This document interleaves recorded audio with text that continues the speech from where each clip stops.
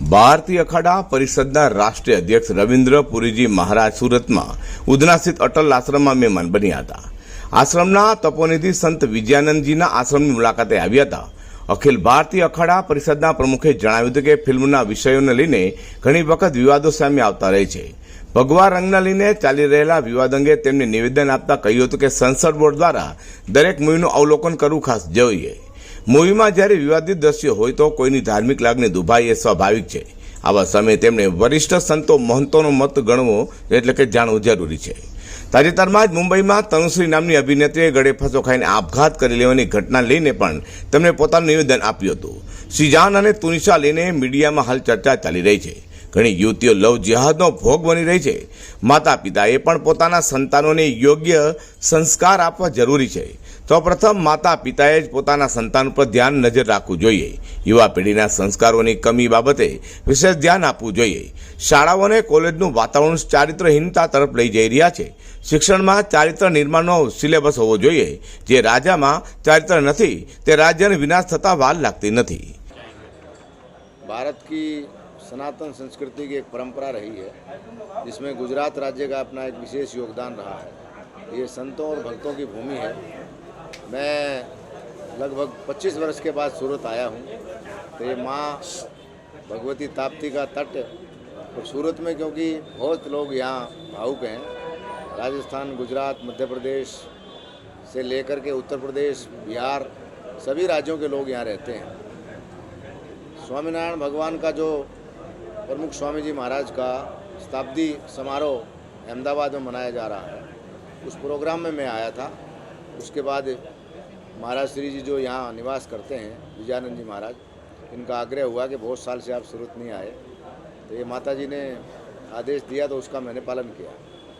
धन के लेकर बात होती है आजकल, जो कई सारे ऐसे मामले आ रहे हैं धर्म के जो मामले होते हैं, तो उनको लेकर क्या संदेश है जो आज की युवा पीढ़ी है?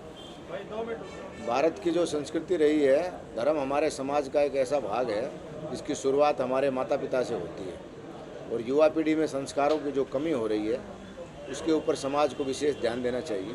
खास करके धर्माचार्यों का और जो अध्यापक हैं उनका विशेष दायित्व है कि युवा पीढ़ी के जो कन्याएं और लड़के हैं उनको चरित्र निर्माण की शिक्षा सिलेबस में अवश्य होनी चाहिए, क्योंकि जिस राजा का चरित्र नहीं है उस राज्य को विनाश होने में समय नहीं लगता है।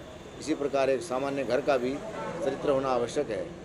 जिस समाज में चरित्रवान लोग रहेंगे वहाँ सुख, समृद्धि, लक्ष्मी, शांति सब कुछ रहता है।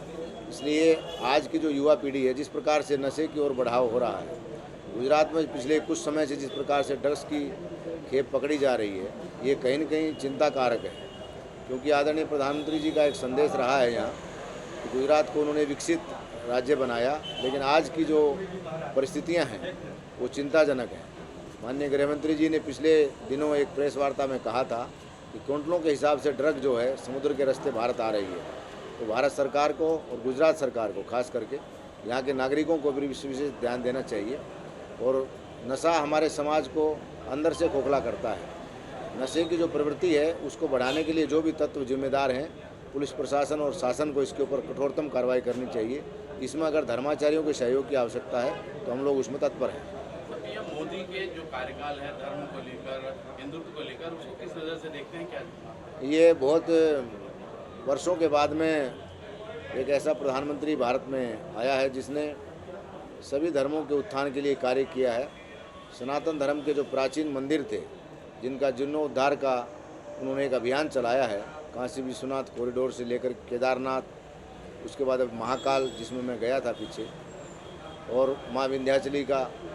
गुजरात के भी कुछ ऐसे स्थान हैं जिनके ऊपर बहुत सी ऐसी परंपराएं थी जिनको उन्होंने समाज की जो मांग थी उसके अनुसार कार्य किया है। तो राजा का धार्मिक होना आवश्यक है, लेकिन भारत एक विभिन्न धर्म, संप्रदाय और मत का राष्ट्र है। इसमें सभी धर्म के लोगों को रहने का अधिकार है। अपने अपने धर्म के अनुसार आचरण और व्यवहार समाज में करें, शांति से रहें, यही भारत की एक खासियत रही है।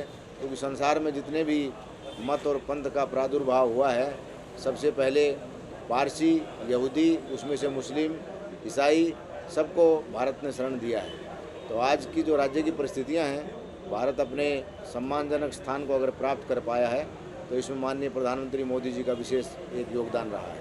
ये इतिहास में हमेशा अमर रहेगा। गुरुजी, अभी जो लव जिहाद और भगवा के लेकर जो विवाद खड़ा हुआ है, आप क्या कहना चाहते हैं? लव जिहाद की घटनाएं जो समाज में घट रही हैं, हमें अपनी कन्याओं के ऊपर भी कंट्रोल रखना चाहिए, क्योंकि मैं ये मानता हूँ कि समाज में माता पिता की पहली कमी है। इस प्रकार के आचरण जो बच्चे अगर कर रहे हैं तो कहीं न कहीं माता पिता उनको समय नहीं दे पा रहे हैं। युवा वर्ग के जो बच्चे और बच्चियाँ हैं उसको शिक्षा देना आवश्यक है, लेकिन माता पिता का सानिध्य और आशीर्वाद भी आवश्यक है। हॉस्टलों की और ये कॉलेज की जो प्रवृत्ति है, ये कहीं न कहीं हमें चरित्रहीनता की ओर ले जा रही है, और जो लोग दूसरे धर्म के लोग हैं वो इसका फ़ायदा उठा रहे हैं। कल परसों ये घटना बॉम्बे में हुई है, एक कन्या ने आत्महत्या किया है, आज मैंने समाचारों में देखा। तो इस प्रकार की घटनाएं निरंतर घट रही हैं। इस पर शासन को भी अंकुश लगाना चाहिए, लेकिन समाज में इसकी जागरूकता की आवश्यकता है। भगवा कलर को लेकर जो हो रहा है, हमारे लिए भगवा कलर नहीं है, लेकिन जो भगवान अपने आप में भगवान सूर्य का कलर है, और सूर्य जब तक स्थित है ब्रह्मांड में तब तक भगवा रंग रहेगा। इसमें अच्छे और बुरे लोग समय समय पर आते रहते हैं, और भगवान को लेकर के जो एक कट्टरवाद की भावना अगर समाज में है तो वो गलत है, क्योंकि सूर्य समान दृष्टि से सबको प्रकाश देता है, समाज के हर वर्ग को प्रकाशित करता है, वो हमारी आत्मा है। इसलिए भगवान के प्रति जो दुराभाव रखते हैं वो दोष के भागी हैं, लेकिन भगवानधारी जो संत हैं उनको भी अपने चरित्र में इस प्रकार का सुधार रखना चाहिए जो समाज में अच्छा संदेश दे सके। વધુમાં રવિન્દ્રપુરીજી મહારાજે કહ્યું હતું કે ગુજરાતમાં જે રીતે ડ્રગ્સ પકડાઈ રહ્યું છે તે ખૂબ જ ચિંતાનો વિષય છે। વડાપ્રધાન મોદીએ ગુજરાતને શિક્ષિત રાજ્ય બનાવ્યું હતું, પણ ડ્રગ્સના સેવનને લઈને સ્વાભાવિક ચિંતા વધી રહી છે। સમુદ્ર માર્ગે આવતા ડ્રગ્સ મામલે ભારત રાજ્ય સરકાર અને નાગરિકોએ ખાસ સતર્ક રહેવું જોઈએ। નશો એ આપણા સમાજના યુવાનોને કોરી ખાય છે, લોકોએ અને સરકારે આ બાબતે ખૂબ જ સજાગ રહેવાની જરૂર છે વગેરે જણાવ્યું હતું।